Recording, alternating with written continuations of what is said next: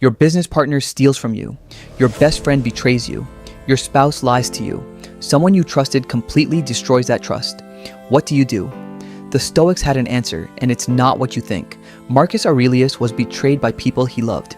His most trusted general, Avidius Cassius, declared himself emperor and tried to overthrow Marcus while Marcus was fighting wars on the frontier. His own wife, Faustina, was rumored to be unfaithful. People he elevated to power turned against him. And here's what he wrote in his private journal. When you wake up in the morning, tell yourself, the people I deal with today will be meddling, ungrateful, arrogant, dishonest, jealous, and surly. Does that sound cynical? It's not. It's preparation. It's choosing not to be shocked by human behavior. The Stoics understood something crucial.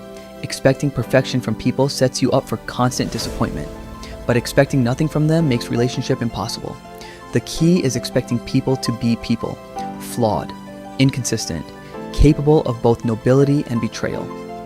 Here's the framework Marcus used when dealing with betrayal, and it's completely different from either revenge or passive acceptance.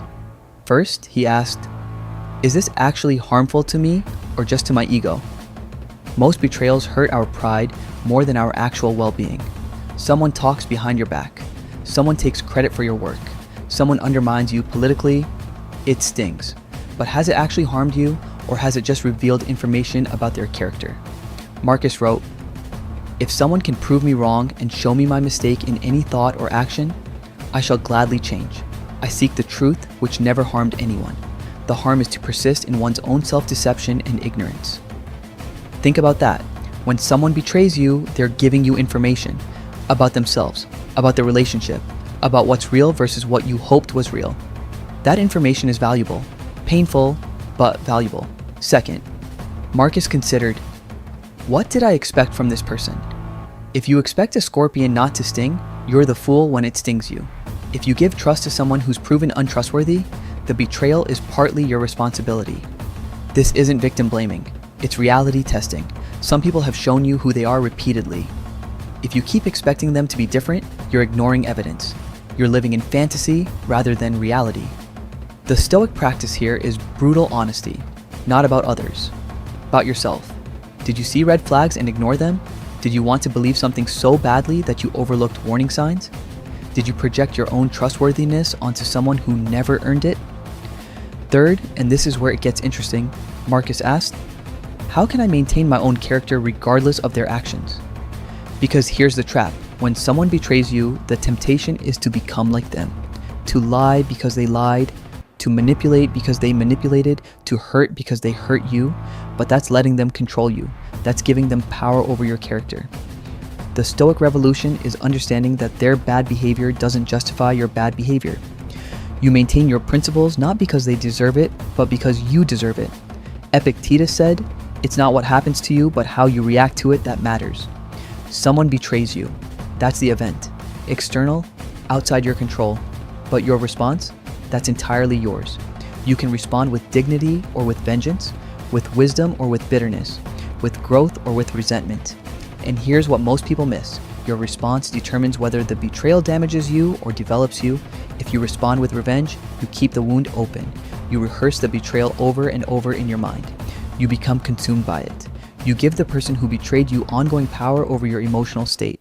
They harmed you once, but you harm yourself repeatedly by obsessing over it. But if you respond like a Stoic, something different happens. You acknowledge the betrayal, you feel the pain, you learn the lesson, and then you let it go. Not because you're weak, because you're strong enough to carry yourself forward without carrying them. Marcus had the power to execute Avidius Cassius. Instead, when Cassius was killed by his own soldiers, Marcus forbade anyone from celebrating his death. He refused to speak ill of him. He even provided for Cassius's family. Why? Because Marcus understood that revenge doesn't undo betrayal, it just creates more damage, more pain, more corruption of character, and Marcus valued his own character more than he valued satisfying his ego. Here's the practice. When someone betrays you, you do a written exercise. You write down exactly what happened, just facts, no interpretation, then you write down what you're feeling. All of it. Anger, hurt, humiliation, whatever is there. Then you write down what's within your control and what isn't. You cannot control that they betrayed you, but you can control whether you cut them off or give them another chance. You can control whether you learn from this or repeat the pattern. You can control whether you become bitter or become wiser. Seneca was betrayed by the Emperor Nero. His own student, Seneca had raised Nero, taught him philosophy, guided him to power, and Nero eventually ordered Seneca to commit suicide. How did Seneca respond? He comforted his friends, he discussed philosophy, he died with dignity, because Seneca had spent his entire life preparing for this moment. Not the specific betrayal, but the reality that people will disappoint you. That power corrupts, that you cannot control others, only yourself. Here's what you need to understand. Toxic people exist. Betrayal happens. You cannot prevent this by being perfect. You cannot avoid this by being vigilant enough. Some people will betray you regardless of how well you treat them. That's not your failure. That's human reality. But you can control how betrayal affects you. You can refuse to let it make you cynical. You can refuse to let it close your heart. You can refuse to let it corrupt your character. The Stoic approach isn't to become cold or untrusting. It's to become realistic, to see people clearly, to trust appropriately, to maintain boundaries, and to remember that everyone is fighting their own battle with their own demons. Marcus wrote this about the people who betrayed him. They do wrong because they mistake what's good and bad. They're not evil, they're confused. They think that power or money or status or whatever they betrayed you for will make them happy. They're wrong, but they don't know they're wrong. This doesn't excuse their behavior, but it explains it. An explanation creates space between you and the hurt, space where wisdom can grow. Your challenge: identify one person who has hurt or betrayed you, someone you're still carrying resentment toward. Write them a letter you'll never send. In it, explain exactly how they hurt you. Then explain what you're choosing to do with that hurt. Not for them, for you. Are you choosing to carry it?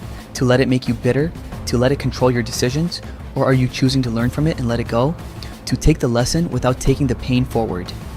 Because that's the difference between being a victim and being a Stoic. Victims are controlled by what happened to them. Stoics learn from what happened and choose who they become anyway. Marcus Aurelius was betrayed by the people closest to him, and he became one of history's most respected leaders, not despite the betrayal, through it, because he refused to let other people's failures become his own. You can do the same, not by being superhuman, by being Stoic, by choosing your response, by maintaining your character, by understanding that the only person who can truly betray you is yourself, and you do that every time you compromise your principles because someone else compromised theirs.